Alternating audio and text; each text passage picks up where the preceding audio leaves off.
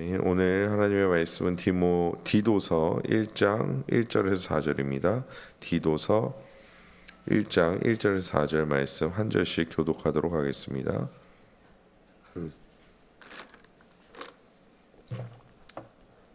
디도서 1장 1절에서 4절입니다. 한 절씩 교독하도록 하겠습니다. 하나님의 종이요 예수 그리스도의 사도인 나 바울이 사도된 것은 하나님이 택하신 자들의 믿음과 경건에 속한 진리의 지식과 영생의 소망을 위함이라. 이 영생은 거짓이 없으신 하나님이 영원 전부터 약속하신 것인데 자기 때에 자기의 말씀을 전도로 나타내셨으니 이 전도는 우리 구주 하나님이 명하신 대로 내게 맡기신 것이라. 같은 믿음을 따라 나의 참 아들 된 디도에게 편지하노니 하나님 아버지와 그리스도 예수 우리 구주로부터 은혜와 평강이 있을지어다. 아멘. 오늘도 말씀과 기도로 하루를 시작하시는 성도님들을 주님의 이름으로 환영하고 축복합니다. 오늘부터는 이제 디도서 함께 살펴보도록 하겠습니다. 디도서는 이제 사도 바울이 디도에게 보낸 편지라서 이제 디도서입니다. 그러면 디도는 먼저 누구인지 우리 배경부터 또한 이 쓰여진 목적 이렇게 쭉 좀 살펴보려고 합니다. 왜냐하면 이제 성경을 읽을 때 중요한 것 중에 하나가 사실 저는 한 50% 정도 이상 차지한다고 보는데요. 안에 내용도 중요하지만 배경적인 이해를 가지고 보는 겁니다. 특별히 이제 서신서 같은 경우는 각 교회마다 또한 보낸 사람에 따라서 이 보낸 목적과 배경이 확연하게 차이 나기 때문에 그 배경 안에서 이 말씀을 보는 것이 중요합니다. 특별히 이 서신서는 쉽게 말하면 편지입니다. 그러니까 편지의 목적이 분명히 있다라는 것이죠. 근데 그 목적을 벗어나서 그냥 우리가 우리의 생각대로 자의적으로 해석하면 그 해석이 오류가 많은 경우들이 있습니다. 그래서 우리가 디도서를 살펴볼 때 물론 이제 오늘 설교하고 한 달쯤 있다가 이제 본격적인 내용을 살펴보겠지만 이런 배경 가운데 이런 편지를 사도 바울이 썼구나라는 것을 잘 알아가는 그런 시간이 되었으면 좋겠습니다. 디도에 대해서 먼저 좀 알아봐야 할 것 같습니다. 그에 대한 설명은 갈라디아서 2장 1절부터 3절까지 잘 나와 있는데요. 14년 후에 내가 바나바와 함께 디도를 데리고 다시 예루살렘에 올라갔나니 계시를 따라 올라가 내가 이방 가운데서 전파하는 복음을 그들에게 제시하되 유력한 자들에게 사사로이 한 것은 내가 다름질하는 것이나 다름질한 것이 헛되지 않게 하려 함이라. 그러나 나와 함께 있는 헬라인 디도까지도 억지로 할례를 받게 하지 아니하였으니. 아멘. 이제 사도 바울이 14년 후에 예루살렘으로 갔다라고 말씀하면서 등장하는 인물이 바로 디도입니다. 여기서 14년이라는 그 말씀은 이제 14년이 예루살렘을 첫 방문한 후 14년이다 아니면 회심한 후 14년이다라는 의견이 나누고 있지만 오늘은 이제 갈라디아서를 하는 시간은 아니니까요. 무엇이 옳은지에 대하여는 그닥 중요하지 않지만 중요한 것은 사도 바울이 헬라인인 디도를 데리고 예루살렘에 갔다라는 것입니다. 그럼 왜 헬라인인 디도를 데리고 예루살렘에 갔을까요? 방금 전에 읽은 갈라디아서 2장 말씀을 보면 자신이 전한 복음이 헛되이 되지 않기 위하여라고 말하고 있습니다. 예루살렘은 유대인의 본거지이고 어찌 보면 예루살렘 교회가 자리 잡고 있어서 복음의 핵심 기지라고 볼 수 있습니다. 그리고 그가 디도를 데리고 예루살렘에 간 것은 복음이라는 것은 이방인이 할례를 받지 않아도 복음으로 말미암아 구원받을 수 있다라는 것을 디도를 통하여 보여주기 위함이었다라는 것이죠. 그래서 아까 우리가 3절에 봤던 것처럼 헬라인 디도까지도 억지로 할례를 받게 했다라는 것이 아니라 받지 않게 했다라고 말하고 있습니다. 그러니까 디도에게 너 할례 받지 않아도 돼라고 말한 것이죠. 왜냐하면 할례 받지 않은 자들도 예수 그리스도의 복음으로 말미암아 구원받을 수 있다라는 것을 보여주기 위함이었습니다. 생각해 보면 아까도 말씀드렸듯이 예루살렘은 유대인의 본거지죠. 즉 유대인들이 주로 있는 곳이 바로 예루살렘이었습니다. 어찌 보면 이방인들이 사실 없을지도 모르는 곳이었죠. 그들은 어려서부터 율법과 할례의 지배 아래, 즉 배경 아래서 자라왔습니다. 그런데 그들의 생각과 마음 가운데는 1차적으로 구원이라는 것은 유대인들에게만 국한되어져 있는 것이다라고 생각했을 것이고, 뿐만 아니라 조금 더 폭을 넓혀서 넓게 생각하는 사람들은 그래도 할례와 또 율법 지킴이 있어야 되지 않겠냐라는 것을 않겠냐라는 그런 배경 가운데 있었던 것이죠. 그래서 그 배경 가운데 열렸던 회의가 사도행전 15장에 나오는 예루살렘 공의회라는 것입니다.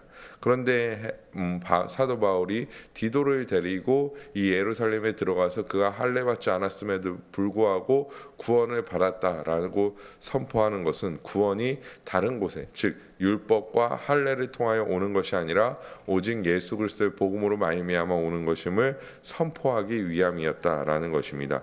뿐만 아니라 갈라디아서에 이 내용을 기록하고 있는 이유는 당시 갈라디아 지역 교회에 예수 그리스도로 말미암아 구원받은 것 외에 율법의 행위와 할례의 행위가 있어야지 구원받는다라고 말하는 거짓 교사들이 그 지역에 있었기 때문이고, 그 지역에 있던 거짓 교사들이 갈라디아 지역 교회에 들어가서 사도 바울은 사도가 아니며, 그래서 사도 바울이 전한 예수 그리스도의 복음은 부족한 것이고 할례와 율법이 있어야 한다라고 그들을 유혹했기 때문입니다. 실제로 갈라디아 지역 교회의 사람들 중에는 그 유혹에 넘어가서, 그 잘못된 가르침에 넘어가서 율법과 할례를 지키는 경우들이 발생했다라는 것이죠. 그래서 사도 바울은 디도를 데리고 예루살렘에 가서 이 할례 받지 않은 디도 또한 구원받았다라는 것을 보여줌으로써, 또 그 이야기를 갈라디아 지역 교회에 함으로써 율법과 할례를 받지 않아도 구원받을 수 있다라는 것을 그 갈라디아 지역 교회에 알려준 것입니다. 그렇게 사도 바울은 디도를 신뢰했고 디도와 함께했고, 또한 디도는 이 외에도 바울의 신실한 동역자였습니다. 고린도전서 7장 6절에 보시면, 그러나 낙심한 자들을 위로하시는 하나님이 디도가 옴으로써 우리를 위로하셨으니. 아멘. 이 본문을 보면 디도가 온 것만으로도 그에게 위로였지만 디도는 고린도 교회의 소식을 들고 사도 바울을 만났다라는 것이죠. 그래서 교회와 사도 바울을 연결하는 그런 통로로서의 역할을 감당했다라는 것입니다. 사도 바울에게는 그가 비록 헬라인이었고 이방인이었지만 아주 신실한 동역자였습니다. 그래서 오늘 우리가 읽은 본문에도 4절에 보면 뭐라고 말하고 있습니까? 같은 믿음을 따라 나의 참 아들 된 디도에게 편지한다라고 말씀하고 있죠. 그래서 유대인의 아들은 어찌 보면 디모데이고, 우리가 지금껏 살펴봤던 디모데이고, 헬라인 이방인의 아들로서는 디도가 있다라고 볼 수 있는 것입니다. 그리고 이 신실한 동역자였던 디도는 그레데 섬에서의 사역을 사도 바울이 그에게 맡겼고, 신실하게 그 그레데를 돌보도록 하기 위하여 이 디도에게 편지를 보낸 것이죠. 어찌 보면 디모데에게 그 사역을 신실하게 감당하게 하기 위하여 디모데 전후서를 편지를 보냈듯이, 이 디도에게도 그레데 안에서의 사역을 충실하게 감당하라고 디도서를 써서 보낸 것입니다. 물론 사도 바울의 어떤 이 디모데에게 보낸 편지와는 조금 내용과 결에서는 다르지만 디모데 전서와 비슷한 시기에 쓰여졌다. 그래서 주후 63년에서 65년 정도 사이에 쓰여졌다라고 볼 수 있습니다. 그러면 그레데라는 곳에 대하여 좀 살펴볼 텐데요.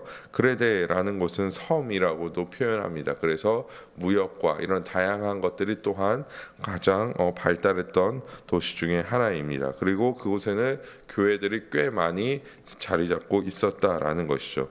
그럼에도 불구하고, 교회들이 꽤 많이 자리 잡고 있음에도 불구하고 그 교회 안에는 문제가 있었는데, 그 문제가 무엇이었냐면 첫 번째로 질서가 잡혀 있지 않았다라는 것입니다. 교회 안에 질서가 잡혀 있지 않고 무질서대로 그냥 그들이 느끼고 생각하는 대로의 교회가 흘러갔다라는 것이죠. 그래서 그 질서를 어떻게 잡아야 하는지에 대하여 사도 바울이 디도에게 편지를 보냈다라는 것입니다. 그러면 우리가 디도서를 살펴볼 때 무엇을 중점적으로 생각하면서 살펴봐야 합니까?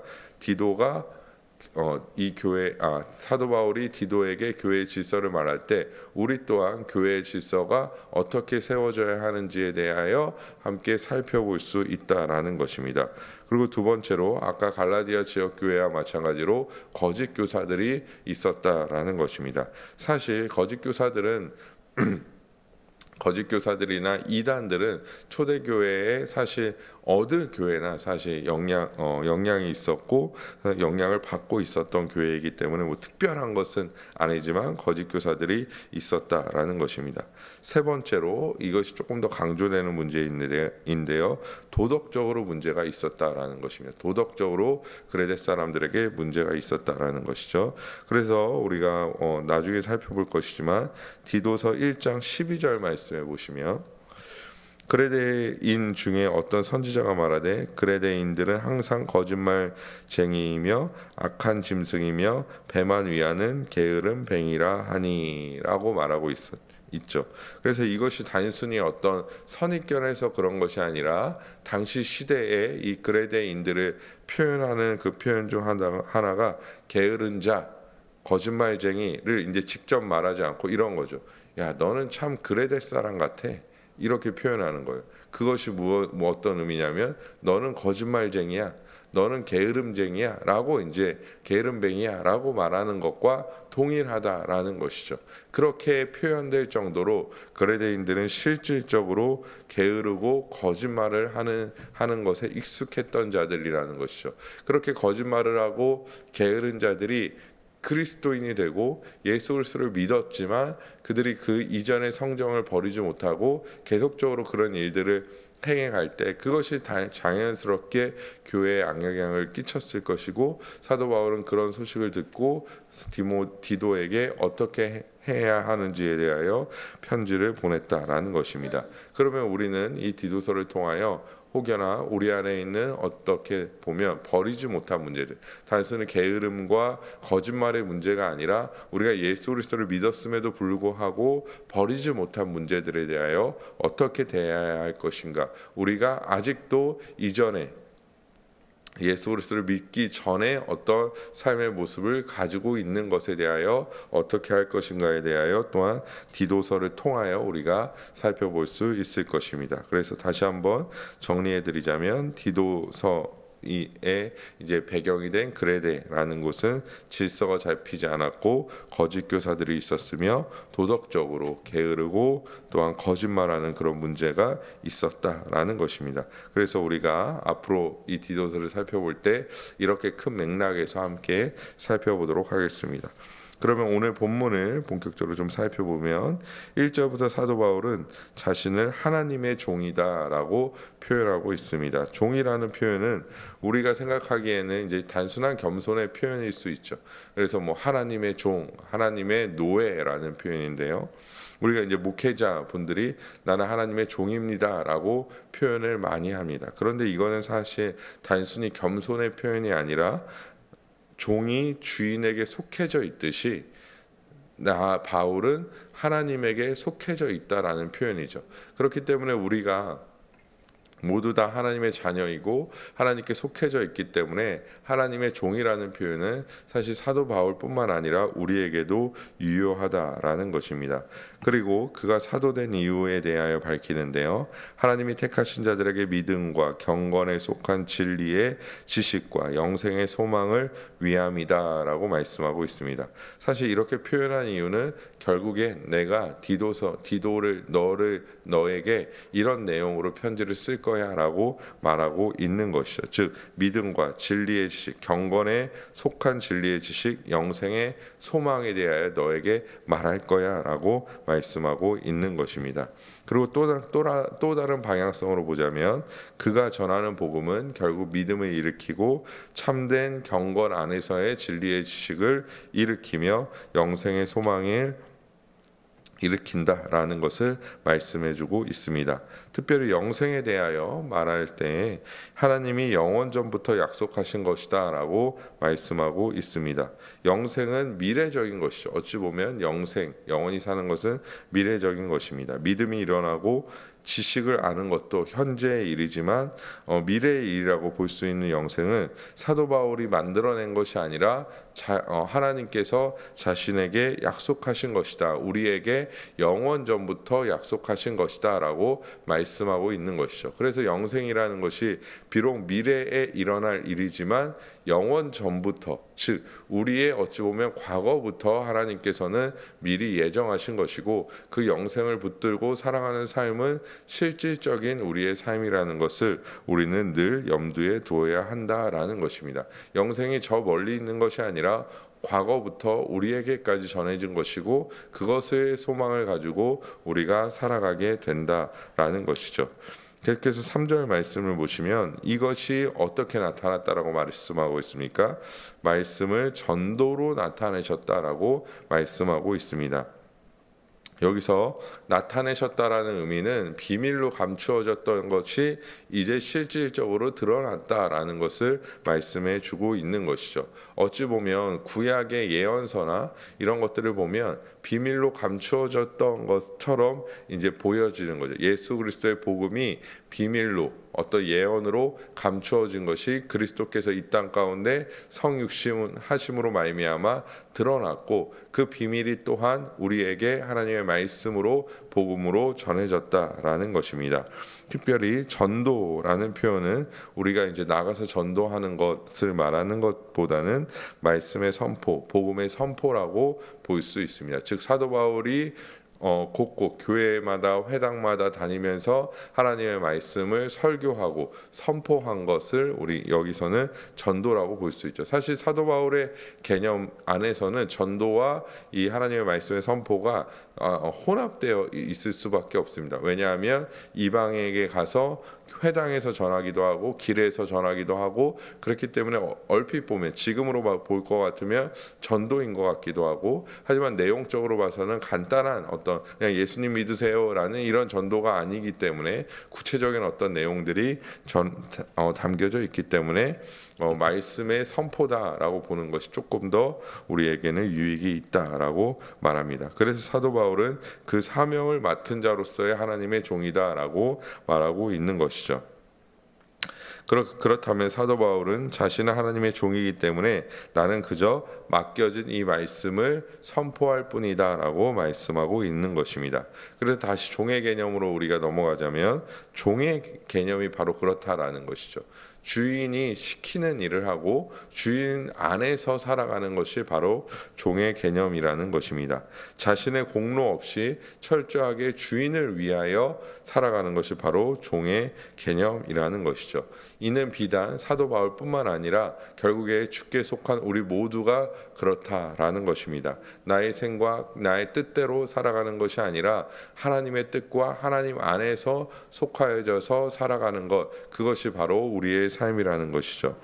갈라디아서 2장 20절 말씀을 보시면 내가 그리스도와 함께 십자가에 못 박혔나니 그런즉 이제는 내가 사는 것이 아니요 오직 내 안에 그리스도께서 사시는 것이라. 이제 내가 육체 가운데 사는 것은 나를 사랑하사 나를 위하여 자기 자신을 버리신 하나님의 아들을 믿는 믿음 안에서 사는 것이라. 아멘.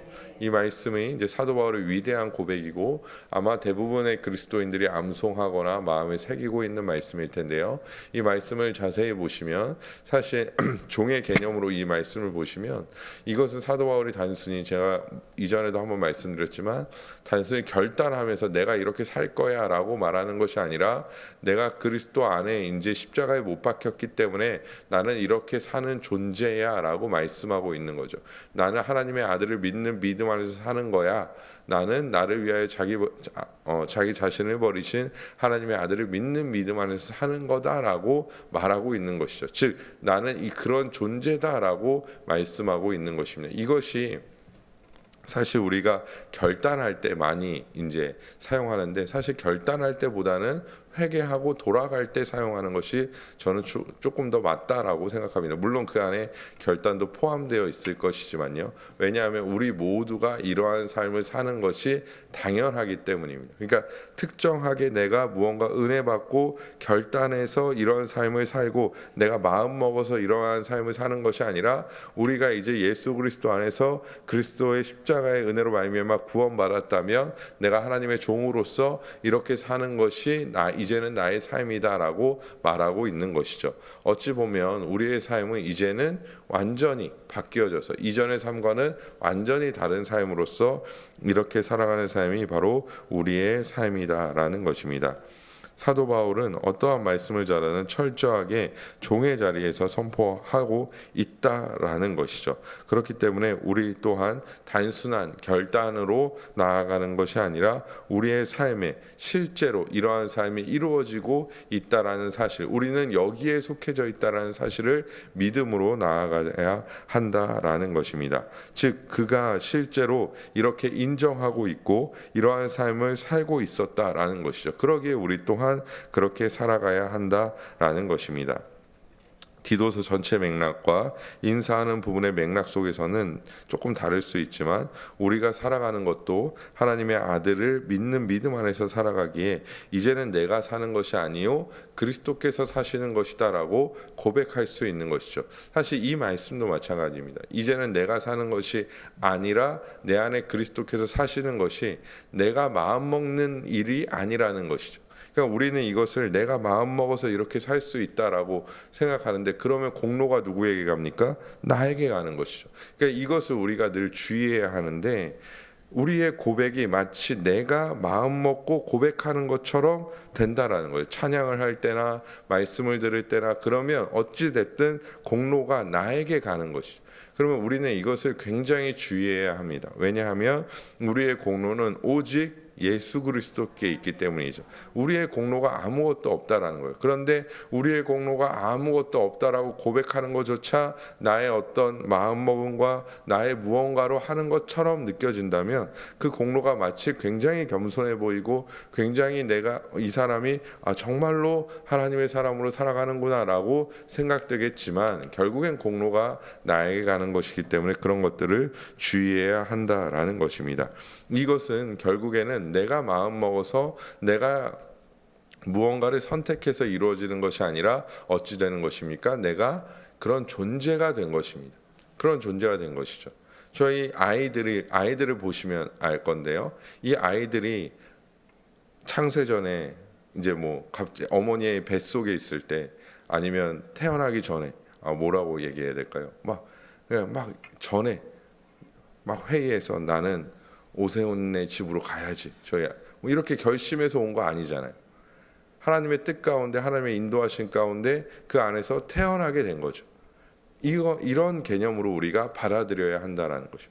그리스도인이 된 것은 그냥 내가 마음 먹고 내가 지금부터 그리스도인이 돼야지, 이제는 내가 산 것이 아니라 내 안에 그리스도께서 사는 삶을 살아야지라고 마음 먹는 것이 아니라 그냥 그렇게 태어난 것입니다. 새로운 피조물이 된 것이죠. 그렇게 우리가 받아들이고 우리는 살아야 한다라는 것입니다.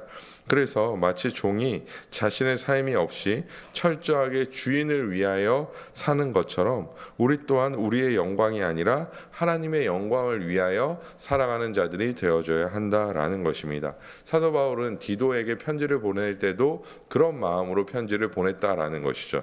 그가 각 교회에 편지를 보내고 말씀을 선포할 때에도 자신의 어떠함이 의가 드러나거나 자신의 위대함이 드러나는 편지를 쓰는 것이 아니라 철저하게 하나님의 종으로서, 세례 요한의 표현을 빌리자면 그냥 광야에서 외치는 자의 소리로서 그 편지를 쓰고 있었다라는 것입니다. 그것이 또한 우리의 삶이 되어져야 한다라는 것입니다.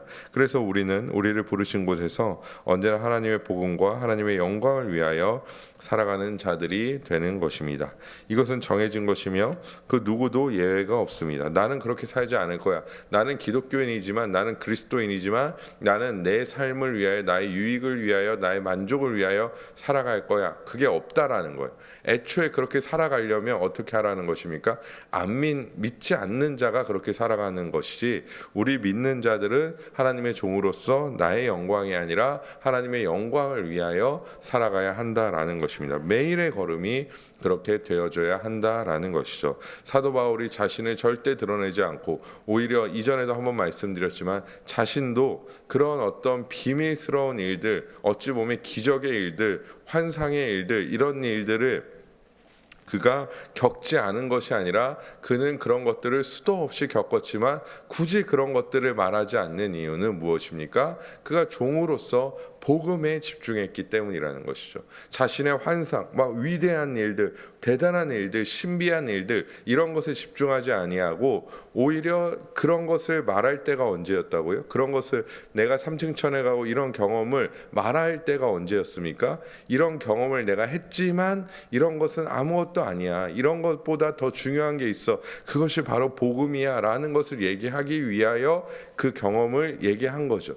중요한 것은 그가 하나님께 복음을 받고 또한 복음의 선포자로서 그 일을 묵묵히 감당하였고, 자신의 경험과 자신의 생각과 자신의 판단을 말하는 것이 아니라 복음 안에서 그가 하나님의 말씀을 선포하고 교회에 이 편지를 보냈다라는 것입니다. 그래서 우리는 무엇에 집중해야 합니까? 바로 예수 그리스도의 복음에 집중해야 한다라는 것이고, 우리의 영광이 아니라 하나님의 영광, 그리스도의 영광이 드러나는 삶을 살아가야 한다라는 것입니다.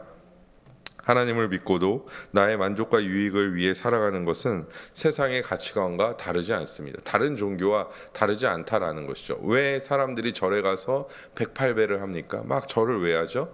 자식이 잘 되고 내가 잘 되고 성공하기 위함이라는 것이죠. 물론 그것을 구하는 것 자체가 잘못됐다라는 말은 아닙니다. 하지만 왜 그것을 구하는지가 중요하다는 거죠. 왜 나의 자녀가 잘 되어야 할까? 왜 나의 자녀가 성공해야 할까? 왜 내가 나의 기도 제목이 이렇게 있는데 왜 나는 이것을 위해 기도하는가? 그거의 모든 목적은 무엇입니까? 바로 하나님의 영광이라는 것입니다. 그러니까 나의 자녀가 건강하게 자라야 하는 것도 결국에는 목적이 하나님의 영광이어야 된다라는 것이죠. 비록 내 자신의 몸에 비록 육체의 연약함이 있어도 이것이 하나님의 영광으로 사용된다면 육체의 연약함 또한 감사로 우리가 받아들일 수 있다라는 거죠. 마치 사도 바울이 그러했던 것처럼요. 그렇기 때문에 우리는 세상의 가치관과 다르지 않은 어떠한 삶을 살아가는 자들이 아니라는 것입니다. 단순히 몇 가지 행위만을 한다고 해서 참된 그리스도인이 되는 것도 아닙니다. 때로는 나의 유익을 위하여 하나님도 교회도 이용하지만 내가 무언가를 하고 있다는 사실이 우리를 속이기도 할 수 있다라는 것이죠. 내가 이거를 하고 있기 때문에 내가 참된 그리스도인이야 라고 생각할 수 있다라는 것입니다. 야고보서 1장 22절 말씀을 보면 너희는 말씀을 행하는 자가 되고 듣기만 하여 자신을 속이는 자가 되지 말라. 아멘. 여기서 듣기만 하는 자는 위에서 말한 내가 교회 안에서 예배를 드리고 봉사도 하고 헌금도 하지 하면서 거기에 만족하면서 전혀 하나님의 말씀대로 살지 아니하고 자신의 뜻대로 사는 자들을 말하고 있다라는 것입니다. 그렇기 때문에 우리는 오로지 이 하나님의 종이라는 사실을 잊지 아니하고 내가 나의 유익이 아니라 오로지 하나님의 영광을 위하여 나아가야 한다는 사실을 믿으며 가야 한다라는 것입니다. 또한 오늘 사도 바울은 본문에 말씀의 전도로 말미암아 내가 너에게 말할 것이다. 이 복음이 선포되어질 것이다 라고 말씀하고 있다라는 것입니다. 자기의 말씀을 전도로 나타냈고 나에게 그것을 맡기셨다라고 말씀하고 있는 것이죠. 우리가 하나님의 뜻을 발견하고 하나님의 복음을 발견하고 그 하나님의 영광을 위하여 살아갈 수 있는 방법은 선포되어지는 말씀을 듣는 데 있다라는 것입니다. 누군가는 이렇게 말합니다. 아니 목사님들마다 다 똑같은 본문을 봐도 다 다르게 선포하는데 우리가 그것을 어찌 분별할 수 있느냐라고 말할 수도 있을 것입니다. 하지만 우리는 그런 생각과 그런 마음 안에 갇혀서 하나님의 말씀을 등한시하는 것보다는 우리가 언제나 선포되어지는 말씀을 귀 기울여 듣고 그것을 마음에 새기고 그것을 통하여 성령이 인도하시는 바대로 살아가는 것이 우리에게 훨씬 더 유익이라는 것입니다.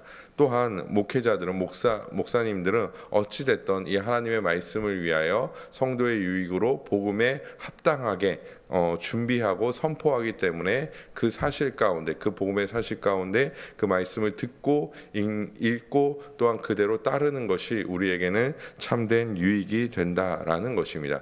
그렇기 때문에 사실 신앙은 어찌 보면 아주 심플하죠. 간단하죠. 무엇입니까? 우리가 하나님의 말씀을 잘 듣기만 힘쓴다고 해도 우리의 믿음이 견고해질 수 있다라는 것입니다. 온전히 선포되어지는 말씀만 잘 들어도 우리의 신앙이 견고해지고 그 들은 말씀대로만 살아가도 우리는 하나님의 뜻대로 살아갈 수 있는 자들이 되어진다라는 것이죠. 하지만 이렇게 심플함에도 불구하고 사실 그것이 쉽지 않죠. 우리가 듣고 까먹고 이런 것들이 반복되어지고 듣는다 할지라도 우리의 뜻과 우리의 생각이 지워지지 않아 이것이 사라지지 않아 듣는 것조차 우리가 쉽지 않은 경우들이 있습니다. 왜냐하면 하나님의 말씀이 선포되어져도 내 생각과 내 경험과 내 판단이 앞서기 때문에 그 말씀을 온전히 듣지 못하는 경우들도 있고 또한 그 말씀을 듣는다고 해도 이전에 삶과 다르지 않은 삶을 살아가는 그런 삶의 패턴으로도 살아갈 수 있다라는 것입니다. 마치 이 그레데 사람들이 거짓말쟁이요 게으른 자로 그리스도인이 된 이후에도 그렇게 살아가는 것처럼 우리도 그렇게 살아갈 수 있다라는 것이죠. 그러기에 우리는 이 디도서 말씀을 통하여 단순히 우리가 이런 말씀이구나라는 것을 깨닫는 것뿐만 아니라 더 나아가 우리가 하나님의 말씀을 온전히 들음으로 하나님의 말씀을 온전히 들음으로 말미암아 우리를 변화시키시고 우리를 새롭게 하시고 우리를 주의 길로 인도하시는 하나님의 인도하심을 받는 자들이 되어져야 할 줄 믿습니다. 뿐만 아니라 우리가 그래서 공적 예배에 참여하여 하나님의 말씀을 듣는 것이 중요하다라는 것이죠. 특별히 주일 말씀을 온전하게 듣는 것이 그래서 중요하다라는 것입니다. 왜냐하면 하나님께서는 목사를 통하여 목사가 그래서 막 대단한 직분을 가진 자들이 아니라 오늘 우리가 사도 바울이 말하고 있는 것처럼 그냥 하나님의 종일 뿐이죠. 하나님의 종이고 광야에서 외치는 자의 소리일 뿐이기 때문에 선포되어지는 말씀을 통하여 우리 가운데 역사하시는 그 하나님을 우리가 주일 예배를 통하여 또한 경험할 수 있게 되는 것입니다. 우리도 사도 바울과 같이 모두 다 하나님의 종입니다. 우리는 오직 하나님께 속한 자이죠. 나는 누구의 유익을 위하여 이 자리에 나와 있는가를 우리는 깊이 생각해 보아야 합니다. 우리는 참된 하나님의 종이 되어 철저하게 하나님의 영광과 우리에게 맡겨주신 사명을 이루는 자들이 되어져야 하며 다른 것이 아니라 오직 선포되어지는 하나님의 말씀을 따라서 하나님의 뜻대로 순종하는 자가 되어져야 할 줄 믿습니다. 아무쪼록 앞으로 선포되어질 이 디도서를 통하여 우리의 심령이 변화되어지고 더욱더 하나님께 가까이 가는 우리 모든 성도님들 되시기를 주님의 이름으로 간절히 소망합니다.